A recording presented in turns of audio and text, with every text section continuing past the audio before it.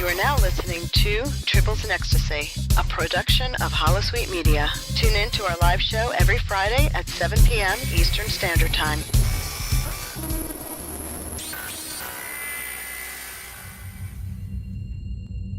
This is Admiral James T. Kirk of Federation Starship Enterprise. Your presence here is an act of war.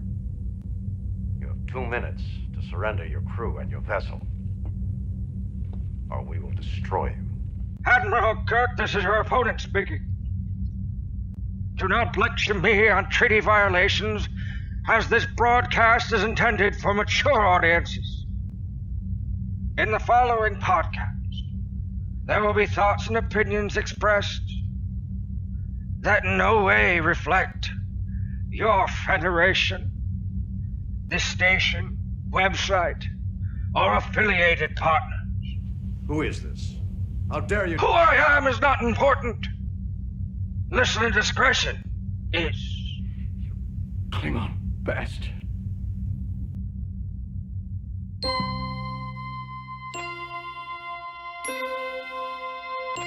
Space, the final frontier.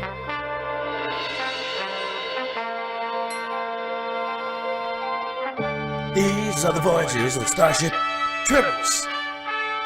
Her ongoing mission to explore strange new worlds, to seek out new content and new stuff, to follow the girl where no podcast has come before. Another night of Tribbles and Ecstasy. Hey, hey, hey, hey! Hey, hey, hey, hey! Hello and welcome to episode 176 of Tribbles and Ecstasy. I'm your host Midnight Shadow, and joining me today is Skipper. Hello, everyone. Woody. G'day, everyone. And Sunseal. Jolan True. Well, for those of you in live stream, I'm currently down at Riser at the dance floor in Instance 4, if you'd like to come and party with us. Thought we'd spend the last day of the summer event there. It's a bit quiet today because technically it ended yesterday, but they did extend so you can still do the flying grace, some credits, because of some downtime. So please come and join in. Didn't they extend it for another day as well? I think so. So they'd already extended it one day. Now they had said that they're going to extend the summer event by an extra day, but that was just a tweet from Salami Inferno. But whether or not that already included the day, but I had noticed that I couldn't do the races and things like that down at Rising. Now whether or not that's a bug or whether or not they're just allowing us to do the flying event. Yeah, there was a later tweet from Seronius Rex, I believe, that they're only allowing people to run the ring mission. Okay. So, but yeah, I went down and thought, ooh, no race, no events. That's a bit weird, because they said the summer event, which was the one that I'd seen, so at the time I hadn't seen any other. So, yeah, people with us, if you've still got a couple of extra to do, then yeah, you can do that today and hopefully tomorrow. Also, for the people with us, there is a 15% off key sale, which is until Monday 10 a.m, so that's July 20th. Four, wasn't it? Or was it 4 instance? Yeah, I'm in Riser Instance 4. Okay. Sorry to interrupt. That's alright. Now, one thing that Borticus had tweeted regarding the summer event is that there will still be 2 weeks to help complete the project to get to the Nandi Ferengi ship. So those 2 weeks you're allowed to get the Lobi packages for the vouchers. So if you haven't quite finished it off, you can buy those packages and spend some Lobi. And of course, if you need lobby, then you'll have to open lockboxes. So the big news, of course, is, as we have been talking about the last couple of weeks, 10.5 has been launched. Yay. So yep, that was launched on, what was it, Thursday, yesterday. It didn't quite go well, did it? Had several hours worth of downtime because of some issues with lots of disconnects and When is problems. a launch ever smoothless at Cryptic? Well, it's the same with many games. So, but yeah, unfortunately, there were many issues which basically, instead of having lots of people keep being disconnected and things like that, they just shut it all down to get a fix out as quickly as possible. So, but unfortunately, especially for Europeans, that meant that a lot of people didn't get to play Thursday night. Fortunately, I managed to get in and play the new featured episode that we'll get to in a little while, and but that's because I don't sleep, so I was still up, so I could actually play. Now, some of the things that came out, we have a new Krenim fleet holding. Now, we have talked about this in previous episodes. It's just like all the other ones. So you sort of build it up to tier 3 and it will give you special items that you unlock. Some of the new items that you get with this is the ability to unlock extra traits. And what I'll do is, for people in the live stream, if you hadn't noticed, I'm just going to bring up my little UI. Well, there's an interesting thing. I was actually looking through the list on the rewards, like trait slots and stuff. If you I can't remember which tier it is, but one of the tiers actually unlocks an R&D slot. So you'll wind up having 6 R&D slots. Yeah. Now, for those of you on the live stream, you'll be able to notice we now have a 5th unlock for Starship, Space, Ground, and Active Reputation traits. So you can now, as part of the unlocks for your Krenim facility, is basically you can unlock those. And sort of as Sunseal said, now also if you go to your crafting, you can unlock a 6th location there. Has anybody had a chance to notice when those unlocks happen? I'm just going to the fleet window now. Yeah, it's. I've noticed those unlocks occur and you purchase them at the Krenim fleet holding, and it's they all appear to be tier 3, don't they? Yeah. Or they're all tier 3. There's some things that come open. You can get like color DOS at tier 1 and whatnot, green DOS, and it just slowly builds up. And pretty much to get those sort of unlocks, it's at tier 3 basically. Yeah, I'm just having a look. For your research tier at tier 3, you can unlock an extra active reputation trait and 1 extra R&D project slot. And for the development tier, you can unlock an extra ground and space reputation trait. And if you unlock tier 3 for the research lab itself, you can unlock the extra starship trait slot.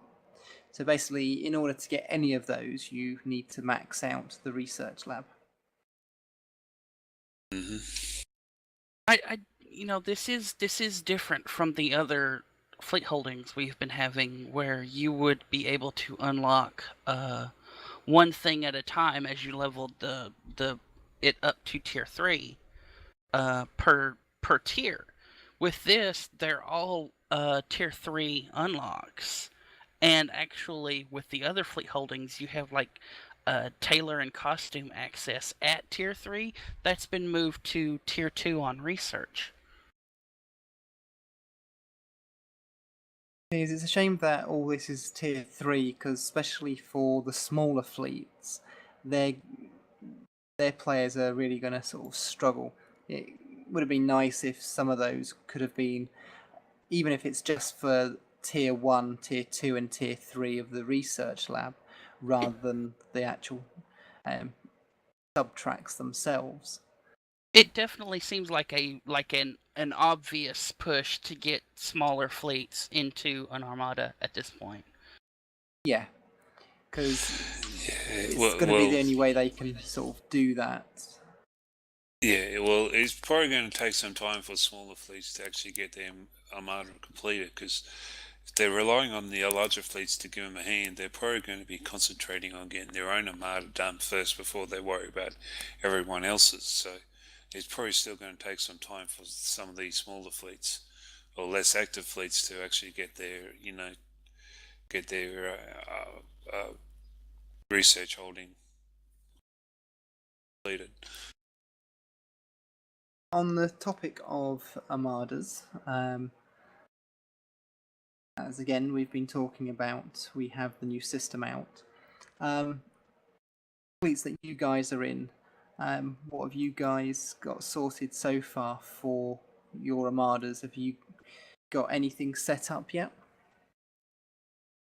Well, with Caspian, we had a talk about it last weekend, and we're going to have a big talk about it in a couple of weeks' time. We're not going to exactly rush into this and do things straight away. We already had our approach from Stonewall Fleet, and it's one thing that's starting to annoy me now is we've already got an invitation from another fleet on the Klingon side.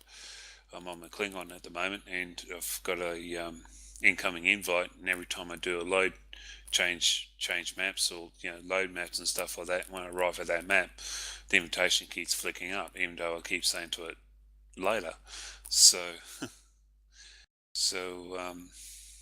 hopefully that's going to change. So Or is looked that? at. So do you think that's the system that's doing that, or is that people repeatedly sending you? No, we only got one. Only here on the Klingon side with the Klingon honor guard, we only got one invite, and it's every time I change maps, it flicks up a small window just to let me know that we got an invite for the Armada system, and it's every time I do a map change or change instance, it keeps flicking up this window saying that I've got a Armada invite, and it's I'm starting to see that being very annoying. Yeah, that sounds like a bit of a bug there. So yeah, hopefully that'll be fixed soon. What about you, Sunseal? What about the fleets that you're in? Well, Sixth Fleet at this point is doing absolutely nothing because there's really nothing for us to do except try to get the thing up, or get the new holding at least to tier 1. I haven't had any invites to an armada yet from any of the bigger fleets, and kind of don't expect to for a while because interestingly enough, there was a lot of discussion in one of our Skype groups about the system being introduced and all of a sudden politicking going on. And although I never really was able to get any more information on that, it seems like that people are actually just pulling in as many random people as they can into an armada and then suddenly trying to dictate terms to how to run, those other fleets. Yeah, we had the discussion about this a couple of weeks ago, and lo and behold, it's actually happening. Yeah, well, there's always going to be people who do, well, dick stuff like that, isn't it? You're always going to get those sorts of people. Same with as we've talked about before, people who still try and sell access to freighters and things like that. It's just it's terrible. People who do that. Yeah, well, it might just be best to just keep it plain and simple. And if people are going to start dictating terms, you probably just show them the door. With when it comes to other fleets in the Armada system, you're not here to be dictated. You're here to enjoy yourself. So Exactly. Yeah, probably show them the door. Go on, Sam. At this point, I'm actually just waiting for a lot of the bigger fleets, and the more, known fleets like Caspian or Tribbles and all that kind of stuff to actually have a meeting or something and figure out what their plan is and what they want to do, and then ask about getting an invite, even if it's at Gamma level. What about you, Skipper?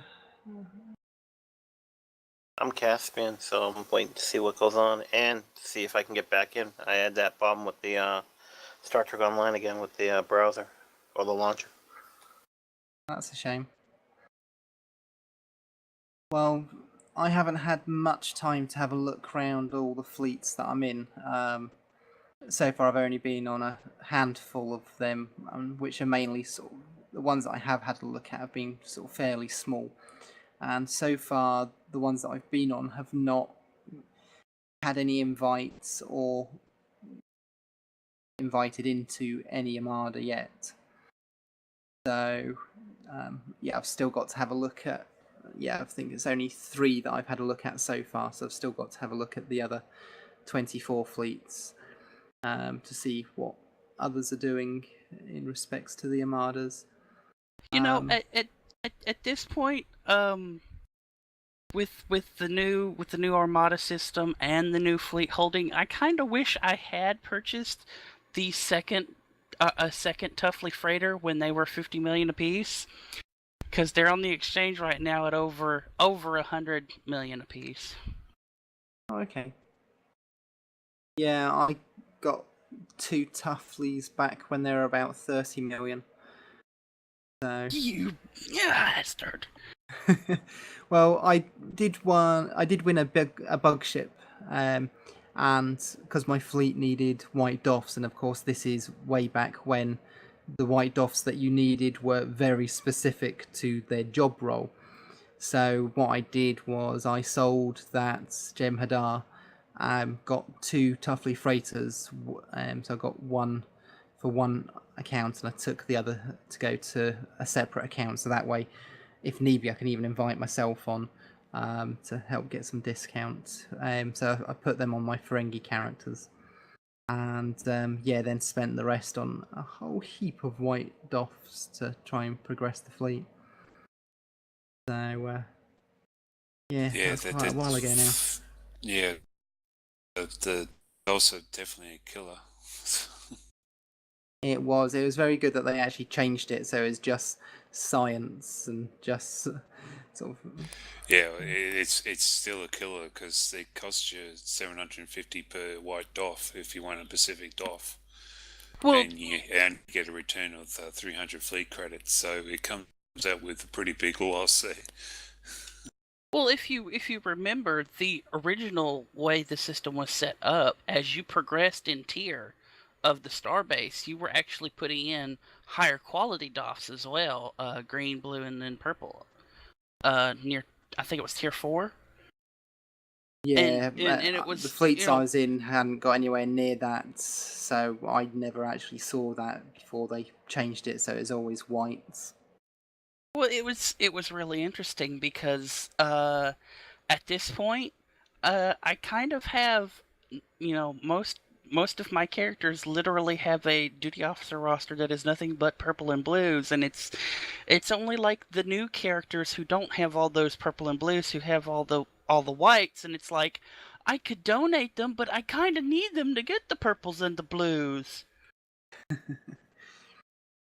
So do you upgrade your duty officers to get the higher quality ones. Oh, no. Just actually running a lot of the chain missions will grant you the ability to get those higher qualities. Like you can run some of the missions, or even like requesting little packs, and occasionally you'll get things like the refugees, or the if you're on the Federation side, the cultural exchange missions, where you can trade an officer for another officer. Um, a lot of those you can actually trade a common and wind up getting a green or better duty officer. And you Okay. as that, I've just been exchanging officers and then leveling those characters up.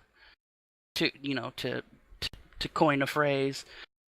But yeah, speaking of duty officers, don't we have some new ones? We do. We've got the Delta Alliance duty officers that's now out. So that's a brand new pack that was released yesterday. So basically, a lot of the new species that we've now been playing against and with in the Delta Quadrant are now available for us to have as duty officers, which surprisingly include the Kazon. So, Well, remember that the Kazon are basically tribal mercenaries. yeah. So they'll follow whoever they think is the most powerful until they see an opportunity to leave, and then they'll take that. But basically, what they've done is the backstory is the Iconians have been waging war on all fronts. The Delta Alliance has been working hard negotiating with various races of the Delta Quadrant. These negotiations pay off in the form of a Delta Alliance duty officer pack. This pack brings the Delta Quadrant species encountered during events of Delta Rising to the duty officer system, allowing captains to staff their ships with Bentham, Hierarchy, Kazon, Malon, Acompan, Talaxian. So yeah, we can now stack up with them, and they've got sort of various traits. Some of the ones that caught my eye were the energy weapons officers that give sort of extra crit severity and chance buffs. So they may be useful for min-maxers, possibly. I'm no way an expert on any of that to know for sure. I know a healer who is definitely going to love the new astrometric specialist. Chance for hazard emitters to apply an additional hull heal to target after 15 seconds based on hazard emitter's potency. Yeah, that would be good, because that basically halves it, doesn't it? Pretty much. So yeah, if you're wanting to get yourself some of these, they are now in the C-store. Now, before we sort of move on to the featured episode that's also come out, just some extra things regarding some issues with the release. Devices have been turned off within the Lobby store due to a data error. That was from a tweet from Borticus. And Captain Gecko had tweeted as well, the Fleet UI button to export the roster is currently missing and will be available soon. So yeah, because that feature we'd sort of discussed a couple of weeks ago. So yeah, that will be coming. Now, featured episode. We're not going to go into details because we want you guys to have a chance to actually play it. Please remember that this week you actually, as with the releases of the previous featured episodes, each week you get a chance to either get a specialization point or an upgrade token for the R&D system.